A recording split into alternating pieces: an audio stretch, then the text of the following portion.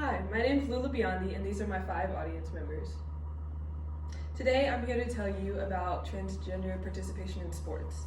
I'd like for the audience to imagine a world where everyone has the opportunity to compete in sports, regardless of their gender identity, just anybody in the LGBTQ community.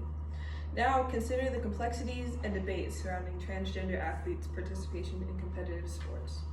Today, I aim to inform you about the advantages and disadvantages of transgender participation in sports. I've conducted extensive research on this topic and have engaged with various stakeholders in the sports community to form a well-rounded perspective, something non-biased that I can talk about freely. Today, I will cover how transgender participation in sports provides gender equality, gives the LGBTQ community a sense of acceptance, but refuses female athletes the right to privacy and can be viewed as unfair in the sports community. Now that I've summarized what I'm going to discuss, let's dive deeper into the topic, starting with my first pro, providing gender equality across the world of sports. Transgender athletes participating in sports align with the principles of inclusion and equal opportunity. For instance, Joanna Harper, a medical physicist and transgender runner, argues that inclusion policies are essential for promoting gender equality. This came from Joanna Harper in 2015.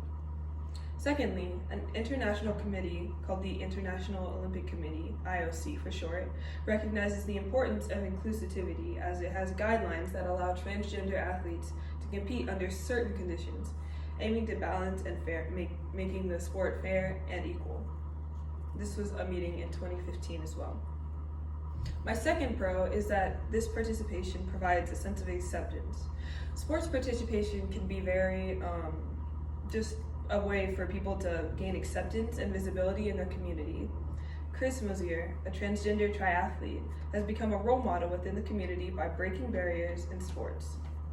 I got this from Mosier's interview in 2020. It came from ESPN. Studies show that involvement in sports can significantly improve mental health and social support among LGBTQ youth, which is critical for everybody's overall well-being. This came from a survey that was performed in 2021 by the Youth Sports Participation. Now that I've explained the advantages of this topic, let's view the other side of the argument. One con that many people have made very prevalent in this argument is that transgender participation in sports refuses female athletes their right to privacy. Concerns arise regarding the privacy of female athletes when sharing facilities with transgender individuals. How many of my audience members have heard about the Leah Thomas incident in 2024? Yeah. A survey conducted by Women's Sports Foundation felt that some female athletes feel their privacy is compromised in such scenarios. This came from a stat called the Women's Support Foundation in 2022. Another example is that legal cases in the one involving high school runner Selena Sewell have sparked debates on privacy rights versus inclusion policies in sports. This came from the case study Sewell versus Connecticut Association of Schools in 2020. My last con is that transgender participation can be viewed as unfair. Many people make the point that if you have a male athlete competing in a female sport, that the male who's transitioned to a girl may be a little bit stronger naturally. Critics argue that psychological advantages may persist for transgender women even after hormone therapy, potentially impacting competition fairness.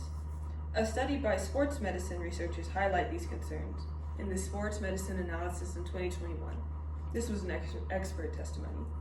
Instances like the victories of transgender cyclist Rachel McKinnon have fueled discussions about competitive equity and the need for clear regulations. This came from McKinnon's race cycling results in 2019. She happened to win the race, but many of the other females involved in this sport felt it was unfair. Now, to recap, I'd like to go over my pros and cons again. Number 1, for a pro, it provides gender equality all around the world. Many people can get together and play the sport and feel like they have become one with their team or with the sport. Number 2, it provides a sense of acceptance in the LGBTQ community. Everybody here who plays a sport, if you play one or is an extracurricular, knows the sense of joy or triumph that you get when you win a race or you win a basketball game or volleyball game. And this is what these people would be feeling right now. However, a con is that it refuses female athletes the right to privacy, as it can be viewed as inappropriate to let a biological male be in a girls' locker room. My last con is that it can be viewed as unfair, as males are typically stronger than women, and in physical sports like wrestling or swimming or running can be seen as unfair because of the unfair advantages they have. Today, my purpose here was to explain to you the pros and the cons of transgender participation in sports. Now that we're nearing the end, think to yourself, should a full-grown man be allowed to compete in an all-female sport? Should we make a whole other category just for the LGBTQ community? Thank you.